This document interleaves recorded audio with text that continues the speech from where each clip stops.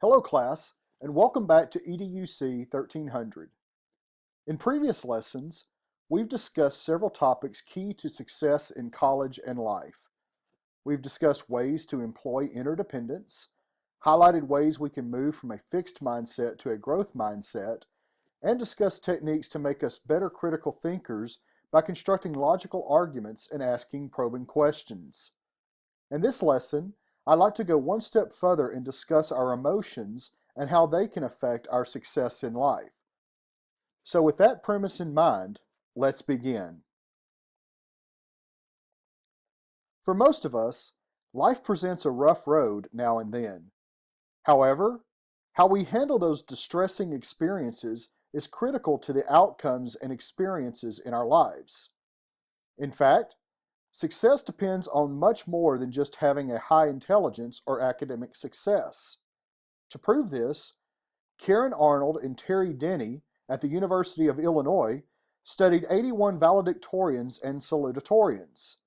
They found that 10 years after graduation, only 25% of these students were in the highest level of their professions when compared to others of their age. In fact, many of these so-called intelligent students were doing poorly. Arnold and Denny realized that although many of these students exemplified intelligence, they lacked an emotional intelligence in regards to managing their emotions. Additionally, an experiment during the 1960s gave 4-year-olds at a preschool one marshmallow each. The children were told they could eat the marshmallow immediately, or if they waited 20 minutes, they could have two.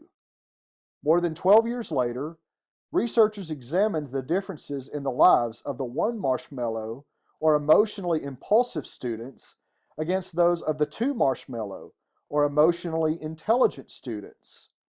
The study found that the emotionally intelligent students who were able to delay gratification scored an average of 210 points higher on their SATs. Also, the two marshmallow teenagers had born fewer children while unmarried and experienced fewer problems with the law. So what do both of these studies have in common? Simply put, both studies show that having a strong emotional intelligence is a key to success. However, I realize some of you may be wondering, what is emotional intelligence?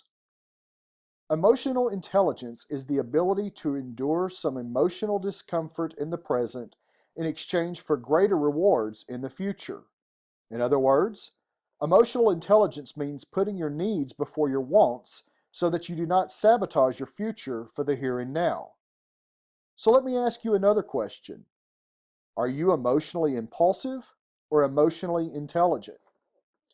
Furthermore, if you feel that you are emotionally impulsive, how can you move towards emotional intelligence and experience the full range of human emotions and still stay on course to a rich and fulfilling life?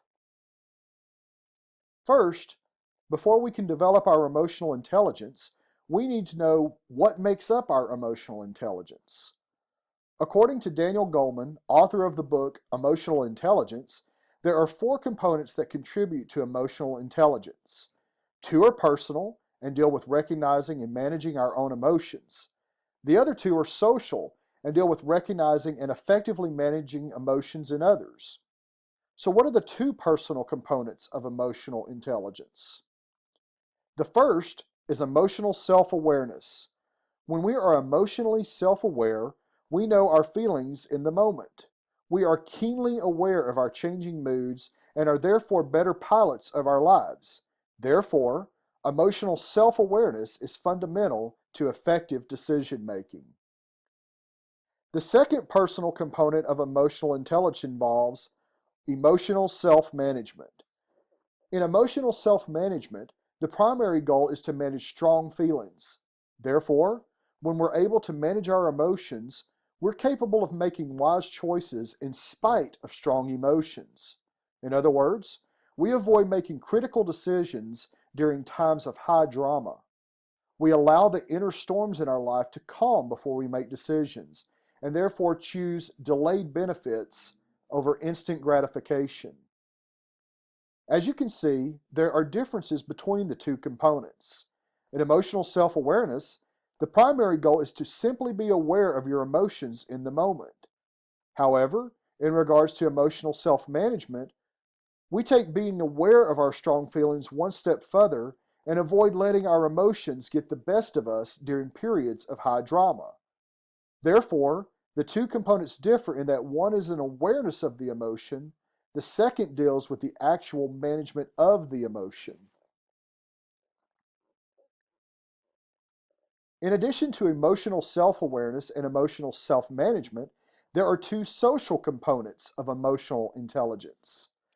The first social component of emotional intelligence is social awareness. When we're socially aware, we are able to empathize accurately with other people's emotions. Simply put, social awareness is a people skill in which we are attuned to subtle social signals that reveal what others need or want. The second social component of emotional intelligence is relationship management, which involves our ability to manage the emotions in others with skill and harmony.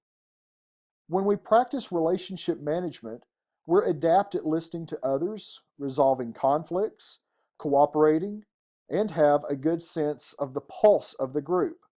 Furthermore, when we practice good relationship management, we resist saying something that might publicly embarrass someone else.